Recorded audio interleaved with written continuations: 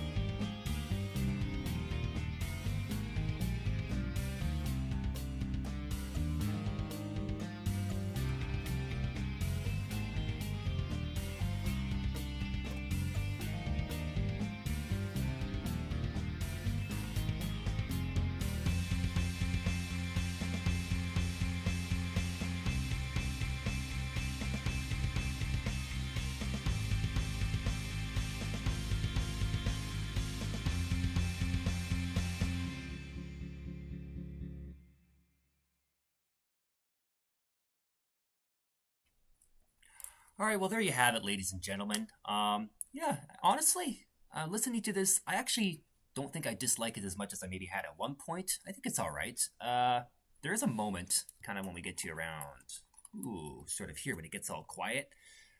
I like how I kind of begun layering certain things, kind of incrementally there, because it reminds me of what somebody said when they were discussing some of the sort of compositional techniques that Rush would dabble with in their earlier years, and that was um, orchestra.